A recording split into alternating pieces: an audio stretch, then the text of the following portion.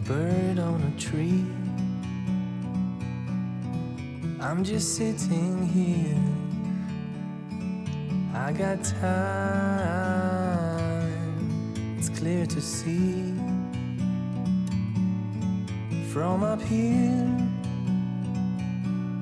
the world seems small. We can sit together. It's so beautiful, you and me. We meant to be in the great outdoors, forever free.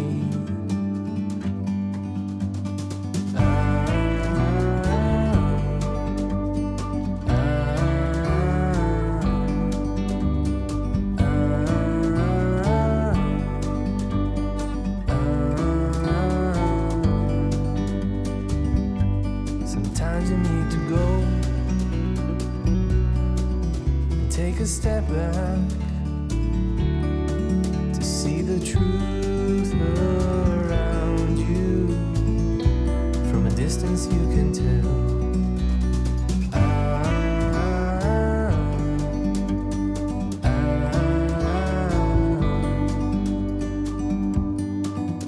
You and me were meant to be in the great outdoors, forever free. You and me meant to be in the great outdoors, forever free.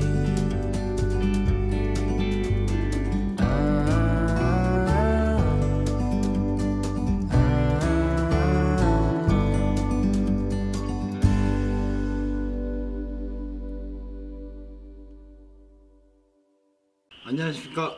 홍주의 길 해설 이현조입니다. 이번 주 홍주의 길은 서천으로 다녀왔습니다. 서천 동백나무 숲에서 시작하여 고려말 불사 이군의 충신 목은 이색 선생을 모신 문헌서원, 그리고 목은 이색 선생의 후손인 일제강점기 독립운동가이며 정치인, 언론인이었던 월남 이상재 선생 생가순으로 다녀왔습니다. 오늘 홍주의 길 해설은 다소 깁니다. 목은 이색 선생과 그의 후손인 월남 이상재 선생에 대해 세세히 설명드리고자 합니다. 우리가 이 나이에 따로 시간 내서 공부하는 성격도 아니고 목구멍이 포도청인지라 그럴 시간도 없고, 그러니 오늘 이 홍주의 길 해설 영상을 통해서 목은 이색 선생과 월남 이상재 선생에 대한 공부를 마무리하고자 합니다. 똑똑해지고 우리의 영혼의 키가 자라는 오늘 홍주의 길 해설 시작하겠습니다. 우선 동백나무 숲부터 간략하게 시작합니다. 동백나무는 차나무과에 속하는 나무로 우리나라를 비롯하여 일본, 중국 등의 따뜻한 지방에 분포하고 있습니다. 우리나라에서는 남쪽 해안이나 섬에서 자라고요. 꽃은 이른 봄에 피는데 매우 아름다우며 꽃이 피는 시기에 따라 춘백, 추백, 동백으로 부릅니다. 마량리 동백나무 숲은 서도초등학교에서 4.5km 정도 떨어진 바닷가의 낮은 언덕에 위치하고 있습니다. 언덕에서 조금 더 올라가면 동백정이라는 아담한 정자가 있는데 이곳에 80여 그루의 동백나무가 흩어져 자라고 있습니다.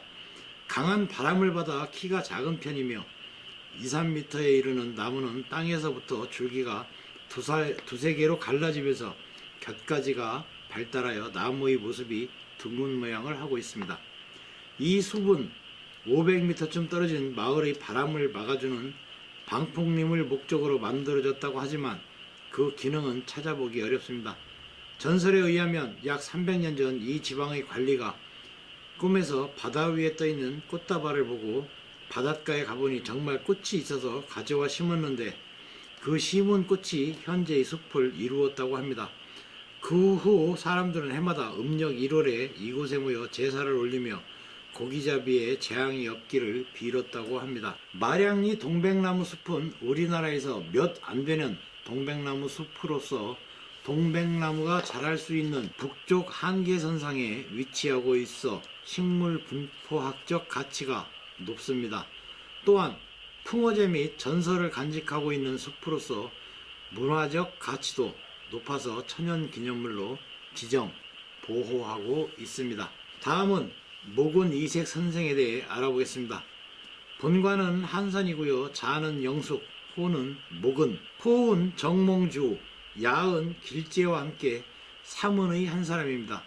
아버지는 찬성사 이곡이며 이재현의 문인입니다. 1441년에 진사가 되고요. 1348년 3월에 원나라에 가서 국자감의 생원이 되어 성리학을 연구하였습니다. 1351년 아버지 상을 당해 귀국하였고요. 1352년 4월 전제의 개혁, 국방개혁, 교육의 진흥, 불교 역제 등 당면한 여러 정책의 시정개혁에 관한 건의문을 올렸습니다. 이듬해 향시와 정동행성의 행시에 1등으로 합격해서 서장관이 되었습니다. 원나라에 가서 1354년 제과의 회시에 1등, 전시에 2등으로 합격해 원나라에서 응봉, 한림문자, 승사랑, 동지제국, 경국사, 원편수관을 지냈습니다. 제과에 합격한 뒤 귀국길에 올라 한산으로 돌아왔고요. 같은 해 12월 통직랑, 전리전랑, 예문응교, 지제교 겸 춘추관 편수관에 임명되었으며 이듬해 윤정월에 내서사인으로 승진했습니다.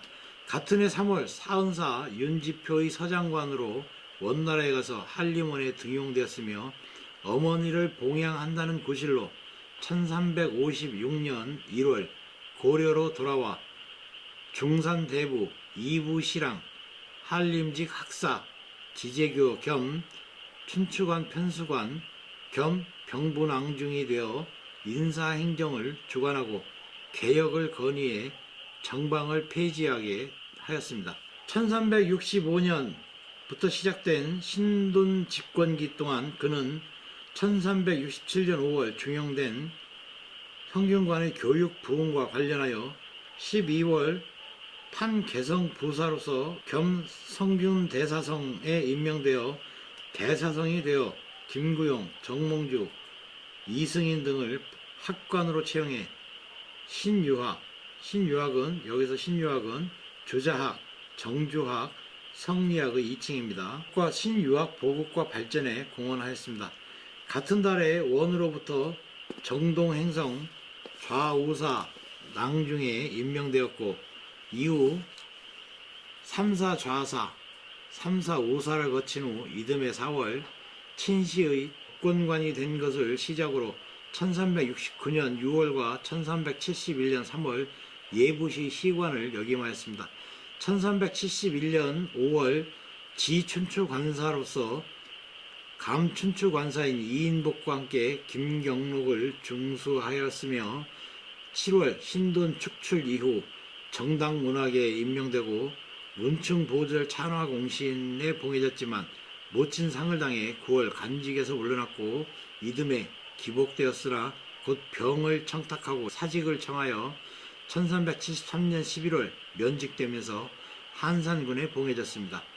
1375년 왕의 요청으로 다시 벼슬에 나가 정당문학 판삼사사를 역임하였고 1377년에 추충보절 동덕 찬화공신의 호를 받고 우왕의 사부가 되었습니다. 1388년 천령이 문제가 일어나자 화평을 주장하였습니다. 1389년 위화도 회군으로 우왕이 강화로 쫓겨나자 조민수와 함께 창왕을 옹립하고 즉위하게 하였습니다. 판문하부사가 되어 명나라의 사신으로 가서 창왕의 입조와 명나라의 고려에 대한 감국을 주청해 이성계 일파의 세력을 억제하려고 하였습니다. 이해 이성계 일파가 권력을 잡자 오사충의 상소로 장단에 유배되었다가 이듬해 함창으로 옮겨졌고 이초의 옥에 연루되어 청주의 옥에 갇혔는데 수재가 발생해 함창으로 다시 옮겨 안치되었습니다. 1391년에 석방되어 한산 부원군에 봉해졌으나 1392년 정몽주가 피살되자 이에 연루되어 금주로 추방되었다가 여흥, 장흥 등지로 유배된 뒤 석방되었습니다. 1395년에 한산백에 봉해졌고 이성계의 출사 정형이 있었으나 끝내 고사하고 이듬해 여강으로 가던 도중에 죽었습니다. 원명 교체기 때 천명이 명나라로 돌아갔다고 보고 친명 정책을 지지하였고 또 고려 말 신유학이 수용되고 척불론이 대두되는 상황에서 유교 입장을 견지하여 불교를 이해하고자 하였습니다. 즉 불교를 하나의 역사적 소산으로 보고 유불의 융합을 통한 태조 왕건 때의 중흥을 주장했으며 불교의 폐단을 시정하는 것을 목적으로 하는 척불론을 강조하였습니다. 따라서 도첩제를 실시해 승려의 수를 제한하는 등 억불 정책에 의한 점진적 개혁으로 불교의 폐단을 방지하고자 했습니다. 한편 세상이 다스려지는 것과 혼란스러워지는 것을 성인의 출현 여부로 판단하는 인간 중심, 즉 성인, 호골 중심의 존왕주의적 유교사관을 가지고 역사서술에 임하였습니다. 아울러 이색의 문화에서 고려 왕조의 충절을 지킨 명사와 조선 왕조 창업에 공헌한 사대부들이 많이 배출되었습니다. 정몽주, 길제, 이승인 등 제자들을 고려 왕조의 충절을 다했으며 정도전, 하륜, 윤소종, 권근 등 제자들은 조선 왕조 창업에 큰 역할을 하였습니다. 이색, 정몽주, 길제의 학문을 계승한 김종직, 변계량 등은 조선 왕조 초기 성리학의 주류를 이루었습니다. 저서에는 목은 문고와 목은 시고 등이 있습니다. 문헌서원은 1574년 지방유림의 공의로 이곡과 이색의 학문과 덕행을 추모하기 위해 창건하여 위패를 모셨습니다. 임진왜란 때 소실되었다가 1610년 한산 고천으로 이관하였고 복원하였습니다. 1611년 문헌이라고 사액되었으며 이종학, 이계, 이자를 추가 배양하였습니다. 선현 배양과 지방교육의 일익을 담당하여 오던 중 흥선대원군의 서원 철폐령으로 1871년에 회철되어 그 자리에 설단하고 분양하여 왔습니다. 그 뒤 1969년 지방유림이 복원하여 이종덕을 추가 배양하였습니다. 경내의 건물로는 3칸의 사우, 2층 누각으로 된 6칸의 강당, 4칸의 진수당, 3칸의 목은영당, 5칸의 제실, 3칸의 전사청, 3칸의 수호사, 내산문, 외산문, 이색 신도비, 이종덕, 효행 비각 등이 있습니다. 사후에는 이색, 이곡을 주벽으로 이종학, 이자, 이계, 이종덕의 위패가 봉헌되어 있으며 제실인 진수당은 유림의 회합 및 학문 토론 장소로 사용하고 있습니다. 전사청은 재고를 보관하는 장소로 수호사는 관리인의 숙소로 사용하며 목은 영당에는 이색의 영정이 봉헌되어 있습니다. 이 서원은 1984년 충청남도 문화재 자료로 지정되었으며 매년 3월 중정과 9월 중종에 향사를 지내고 있으며 제품은 8변, 8두입니다. 재산으로는 전답 2천여 평, 임야 6천여 평과 목은 영당 대지 1,500여 평 등이 있습니다.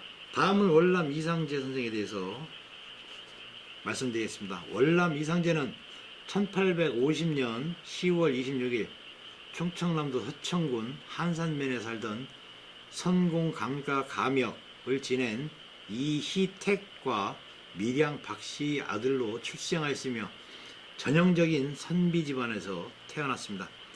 그의 집안은 고려 말의 학자 이색의 후손으로 이색의 장남 이종독의 15대 손입니다. 13대 방조인 이계는 사육신의 한 사람으로 단종 보기 거사에 가담했다가 실패하고 처형당하기도 했습니다.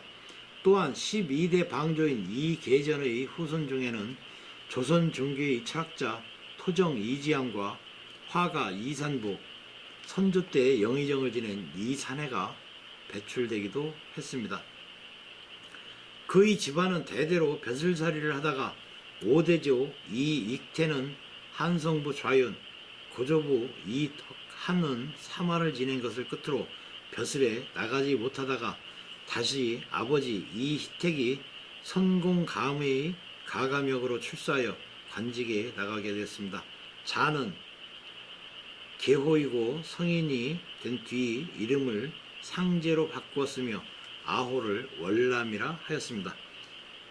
비록 집은 가난했지만 학문이 있는 선비 집안답게 배움을 중요하게 생각하는 할아버지와 아버지의 영향으로 이상제는 어려서부터 한학을 공부하였습니다.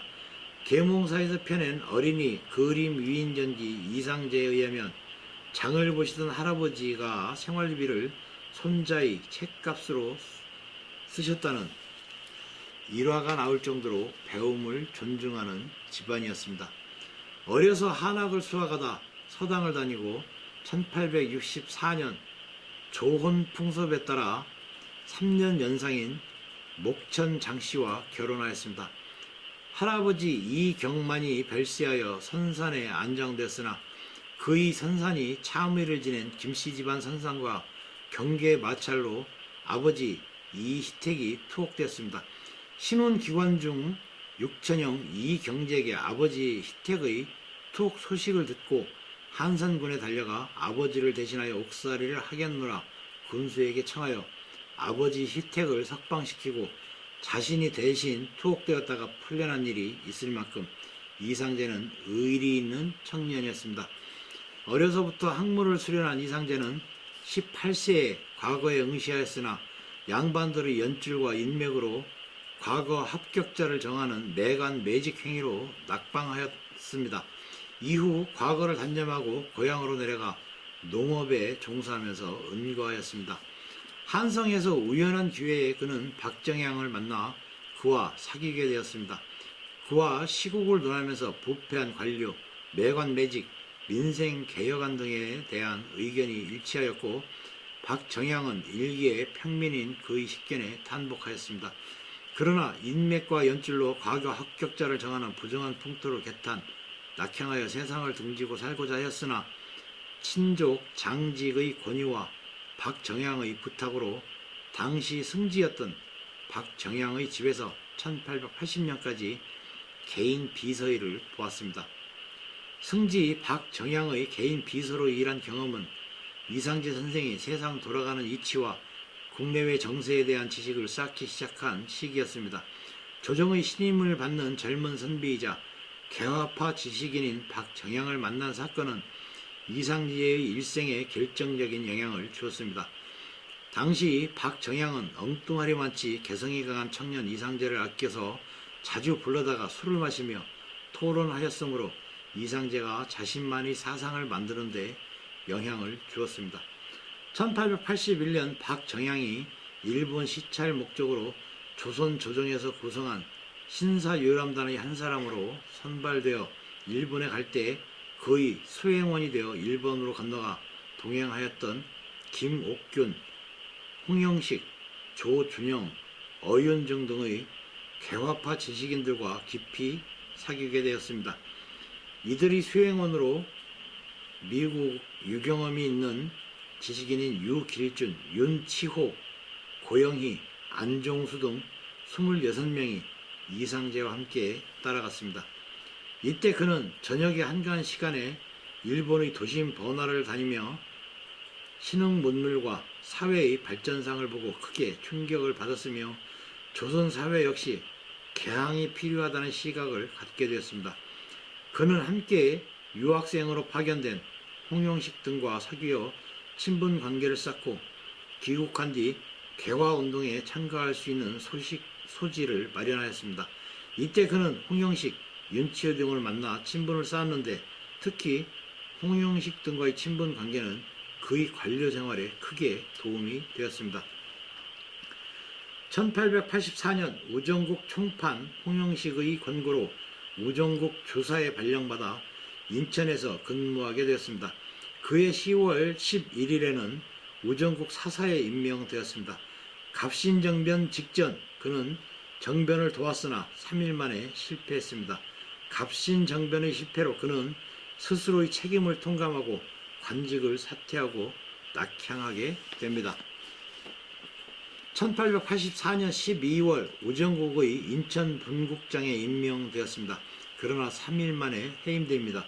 그해 12월에 괴협파가 일으킨 갑신정변이 3일천하로 실패로 돌아가자 그도 연루자로 몰렸으나 수색 책임자인 한 규서를 만나 떳떳이 처신하고 고향으로 내려감으로써 처벌을 면했습니다. 고종은 학문이 뛰어난 그의 실력을 인정하여 지방 수령직에 임명하려 했지만 자신을 정계로 이끌어진 박정향이 유배되었으니 자신은 관직에 있을 수 없다며 사퇴하였습니다. 그는 고향으로 낙향하여 농사를 짓다가 1887년 초 박정향에 의해 다시 등용되었습니다. 1887년 박정향에 의하여 친군영의 문안으로 임명되었습니다. 1887년 6월 박정향이 미국의 전권대사로 임명되자 이상제는 미국 공사관 2등 서기관으로 수행하여 1년여 동안 워싱턴 DC에서 근무했습니다. 어린이 그림 위인전기에 따르면 월남 이상제 선생은 미국 청소년들이 미국 공사관 2등 서기관으로 일하는 외교관인 자신에게 돌을 던진 무례한 행동을 하여 경찰 조사를 받게 되자 나이 어린 청소년들의 철없는 행동이니 용서해달라며 선처해 줄 것을 요청했습니다. 이 사실을 한 부모들은 이상제 선생에게 고마워했고 신문에 한국에서 온 외교관인 이상제 선생이 베푼 선행 이야기가 실렸다고 합니다. 이러한 너그러운 마음은 나중에 항일 운동가로서의 이념이 되었습니다. 이때 청나라가 우리나라와 미국이 직접 외교관계를 맺지 못하도록 국서의 수교를 방해하였으나 이상제는 청국 공사와 담판을 벌여 직접 국서를 전달하게 했습니다. 워싱턴 DC에서 청나라 공사가 국서의 봉정을 직접 하려 하자 청나라 공사관 서기관과 담판하여 박정향이 단독으로 봉정하게 했던 것입니다. 이로써 조선 개국 이후 외교 관계에 있어서도 중국의 속국화된 인습을 없애버렸습니다. 귀국한 뒤 청나라 정부의 압력으로 관직에서 물러났으나 주한 외교관들의 친목단체인 정동구락부의 일원으로 활동했습니다. 낙형하였다가 괴합파 지도자들의 연락을 받고 그는 다시 한성으로 상경했습니다. 다시 관직에 등용된 이상제는 1892년에 전환국 위원 박정향이 내무부 독판이 되자 1894년 성종원 우부승지 겸 경연각 참천관이 되었습니다. 그해 학부 참사관, 법부 참사관을 거쳐서 1894년 관제 개정 이후 신설된 학부 아문의 참의 겸 학무국장을 지냈습니다. 월남 이상제 선생은 풍자와 기지가 넘쳐 차원 높은 해학으로 살벌한 사회 분위기를 순화시켰고 악독한 일제의 침략과 불의를 날카로운 풍자와 경고로서 제어하였습니다.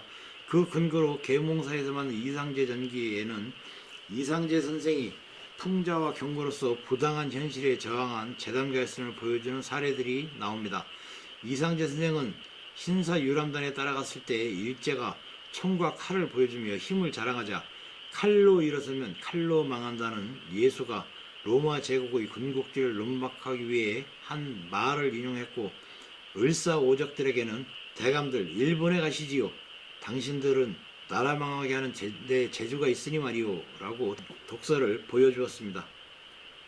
서재필은 월남의 부음을 듣고 조선일보의 한 기고에서 그는 거인이었고 그의 비범한 탕론과 강직한 기백에 나는 감복하지 않을 수 없다고 하였습니다. 동아일보 사장을 지낸 송진우는 세상을 풍자하는 해악은 동방삭을 앞섰고 슬플 때는 구론을 생각하게 한다며 선생은 나라를 근심하고 일시는 근심하지 않아 머리는 희고 마음은 붉었다고 평하였습니다. 윤치호는 인간이 어떻게 살아야 한다는 것을 몸소 보인 분이라고 평하였습니다. 교육자 겸 정치인 김동길은 그의 솔직함과 가식이 없음을 높이 평가했습니다. 김동길에 의하면 월남 이상제가 한 시대에 우뚝 선 거물인 까닭은 범사에 솔직하고 가식이 없고 언제나 있는 그대로를 자연스럽게 보여주신 어른이기 때문이라고 평하였습니다. 오늘 홍주의 길 해설은 여기까지입니다. 댁내 두루 평안하시고 건강하시기를 기원합니다. 시청해 주셔서 감사합니다.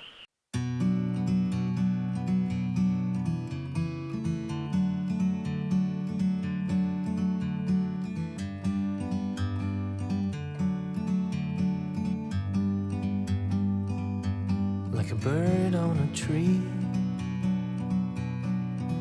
I'm just sitting here. I got time, it's clear to see. From up here, the world seems small. We can sit together. It's so beautiful, you and me. We meant to be in the great outdoors, forever free.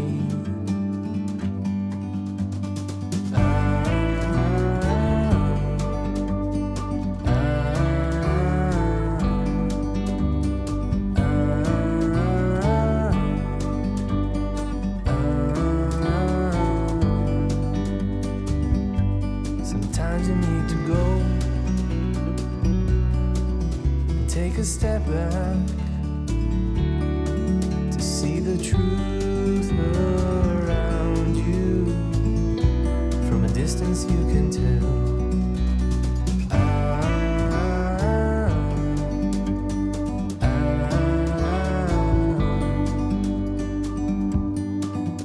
You and me, meant to be